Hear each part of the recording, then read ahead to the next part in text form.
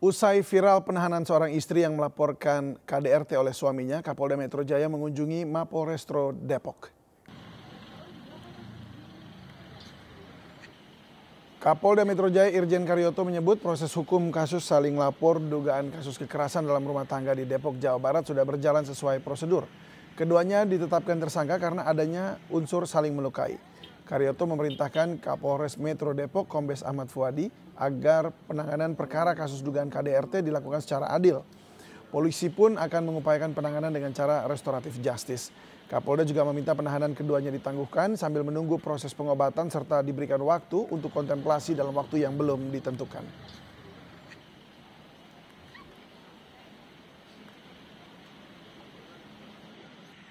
Memang kemarin ada gambar juga yang sebenarnya kejadiannya di 2014, bukan di kejadian yang LP terakhir. Ya. Nah, yang di 2012 ini kelihatan memang sangat parah sekali, sehingga mungkin reaksi netizen ya akan menyalahkan kami. Tapi nggak apa-apa, memang netizen hanya melihat fakta dari gambar, tidak melihat dari fakta penanganan perkara. Ya. Kami mengharapkan mudah-mudahan ini jadi pembelajaran kami buat penyidik-penyidik yang lain kalau menangani perkara harus betul-betul berimbang. Ya. Kalau ada dua laporan ya dua-duanya kalau memang terpenuhnya unsur perbuatan pidana itu bisa ya harus berimbang. Sebelumnya viral di media sosial seorang istri yang menjadi korban kekerasan rumah tangga oleh suaminya di Depok, Jawa Barat justru menjadi tersangka dan ditahan polisi. Sementara suaminya yang juga ditetapkan tersangka tidak ditahan polisi. Kasus kekerasan dalam rumah tangga di Depok, Jawa Barat menarik perhatian publik. Seorang istri yang menjadi korban KDRT oleh suaminya justru dijadikan tersangka dan ditahan polisi. Peristiwa ini bermula dari adik korban yang mengunggah cerita kakaknya di media sosial hingga menjadi viral.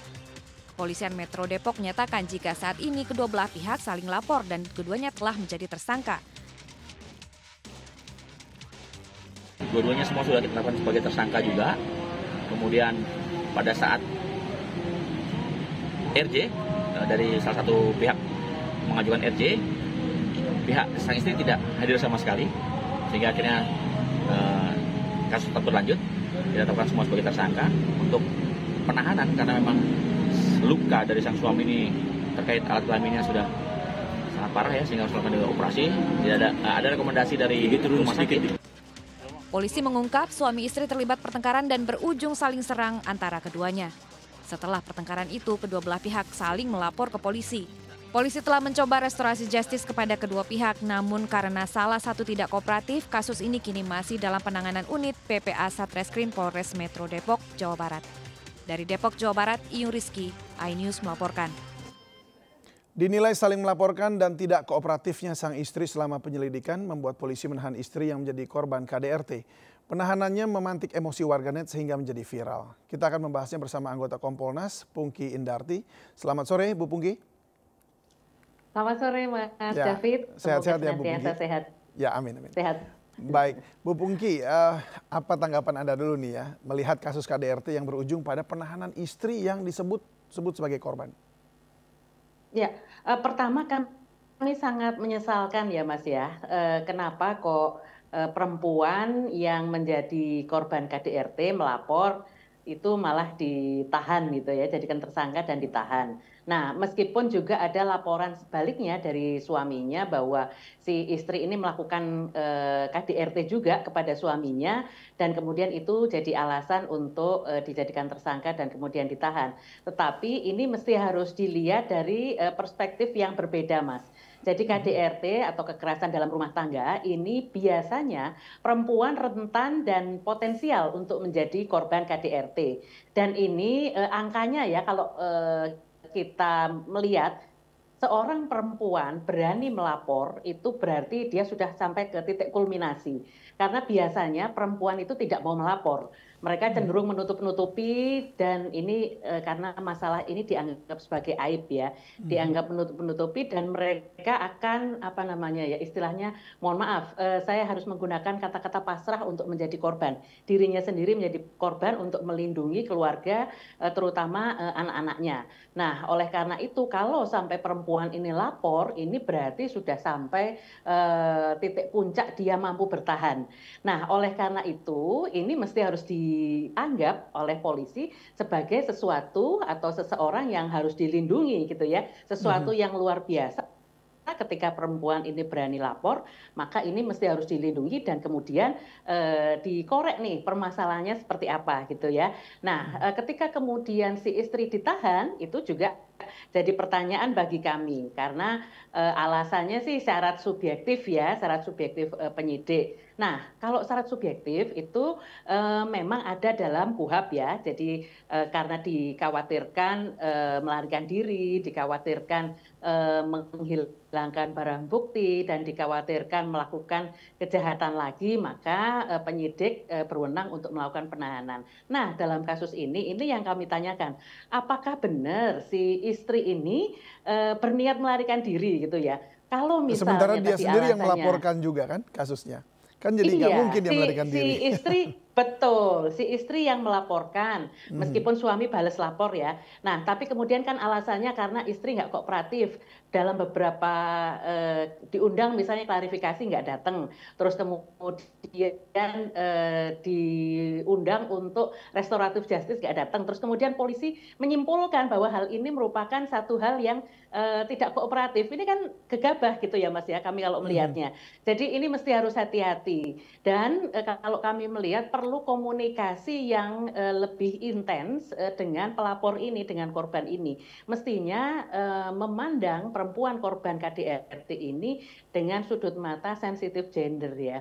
Jadi saya rasa seperti itu. Itu yang menurut kami kurang terlihat. Kemudian kedua, kebijakan untuk penahanan itu semata-mata hanya alasan subjektif dan objektif. Padahal seharusnya penahanan ini upaya terakhir Mas, the last resort. Betul. Kalau misalnya si istri ini benar-benar melarikan diri gitu ya, meskipun ini juga kalau kita lihat karena dia melapor seharusnya nggak mungkin. Nah ini seharusnya nggak usah dilakukan gitu loh.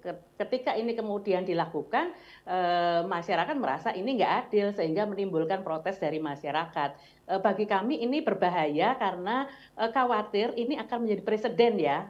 Karena ini tadi saya tadi mengatakan bahwa seorang istri melaporkan KDRT itu adalah ketika dia sudah di titik kulminasi nggak tahan gitu. Nah kalau ada kasus seperti ini, istri lapor, dibales lapor oleh suami, kemudian istri ditahan, ini kan kemudian perempuan-perempuan yang menjadi korban KDRT jadi takut lapor ke polisi. Seperti itu Mas, ini yang kami khawatirkan. Apa yang missing dari proses untuk pelaporan ini? Apakah apa ya namanya? Kan ini sebenarnya seperti yang Ibu bilang tadi tidak memenuhi unsur-unsur untuk dilakukan penahanan. Bahkan untuk unsur yang ketiga pun menghilangkan barang bukti. Dan sementara dia sendiri yang mendapatkan kekerasan di tubuhnya. Bagaimana dia mau mencoba untuk menghilangkan barang bukti begitu kan. Jadi apa yang missing di sini? Apakah dalam proses pelaporan di dalam BAP kepolisian ataukah apa gitu? Kalau saya melihat mindset berpikirnya ya Mas ya. Pertama mindset berpikirnya yang tidak sensitif gender, itu yang pertama. Kemudian yang kedua tadi kebijakan penahanan yang memang selalu didasarkan atas asas subjektif dan objektif. Meskipun sebetulnya harus dicegah penahanan semacam itu. Oke, mungkin kita coba bicara yang satu dulu Bu, yang pertama ya, yang sensitif Depok, sensitif Depok, jadi sensitif gender maksudnya. Sensitif gender. Ya, sensitif gender ini, kalau apa yang harus polisi lakukan supaya meresponi sensitif gender tadi gitu sebagai pengaplikasiannya ketika dalam BAP? Betul, jadi polisi mesti harus menggali permasalahan yang dilaporkan. Artinya tidak cukup hanya satu permasalahan ketika istri dipukul terus kemudian lapor dan itu saja yang diproses.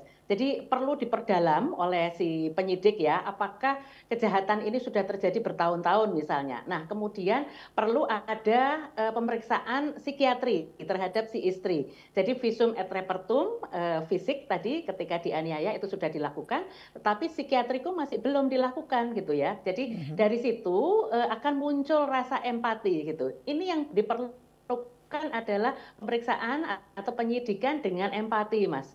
lidik sidik harus dengan empati karena ini korbannya perempuan, kemudian kasusnya KDRT. Nah, kasus-kasus seperti ini banyak terjadi di Indonesia. Oleh karena itu, setiap penyidik mesti harus sensitif di sini dan juga profesional. Tidak bisa menggebiah-uyah gitu ya, atau menyamaratakan kasus-kasus laporan ini seperti dengan kasus-kasus laporan yang lain. Apakah Nah, harus kemudian menghubungi atau kedua, melibatkan Komnas Perlindungan Perempuan begitu?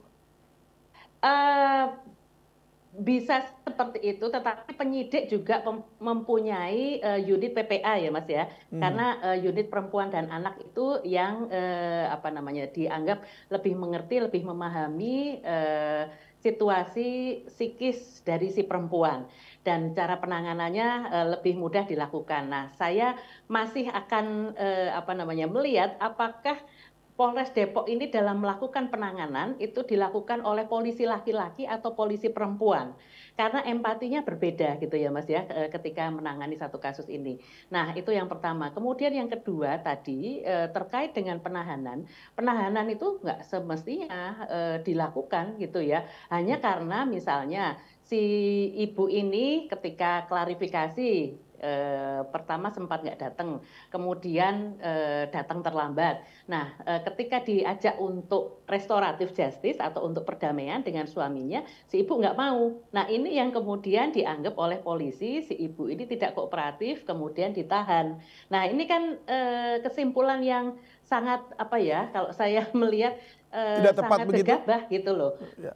Iya, betul. Seperti itu, Mas. Jadi nggak bisa dengan kesimpulan yang seperti itu. Nah, apakah ketika si istrinya tadi ditahan, terus kemudian masalah selesai? Malah nggak selesai. Karena malah akan menjadi cemoohan dari masyarakat seperti itu. Orang dia korban kok, kenapa mesti harus ditahan gitu. Betul. Kalau toh dia melakukan perbuatan pidana pada suaminya, ini adalah akibat dari pembalasan ya, atau pertahanan diri atau mempertahankan diri sendiri dari kekerasan yang dilakukan suaminya. Nah, menanggapi itu bagaimana Bisa seharusnya polisi menyikapinya? Menanggapi bahwa memang suaminya seharusnya si polisi lebih adil dalam melihat hal ini ya. Artinya kekerasan pertama kali dipicu oleh si suami gitu loh. Sehingga saya melihat ketika si istri ini kemudian dijadikan tersangka ya kasihan juga, nggak layak juga gitu loh. Karena kekerasannya yang dilakukan oleh si suami terlebih dahulu. Itu yang terjadi pada hari itu. Nah, ini yang mesti harus didalami juga adalah kekerasan-kekerasan yang sebelumnya diduga pernah terjadi. Ini kan juga belum dilakukan oleh pihak kepolisian, Mas. Jadi ini yang mesti harus digali terlebih dahulu, seperti itu. Jadi kalau ini digali terlebih dahulu, polisi nggak akan dengan gegabah melakukan penahanan, seperti itu. Baik, jadi perlunya ada empati juga dari pihak kepolisian dan juga penanganan tim yang menangani yang tepat dari PPA khususnya ya untuk menangani kasus seperti ini maksudnya. Baik, terima kasih Bu Pungki Indarti, anggota Kompolnas yang sudah bergabung bersama kami dalam MNC News Now.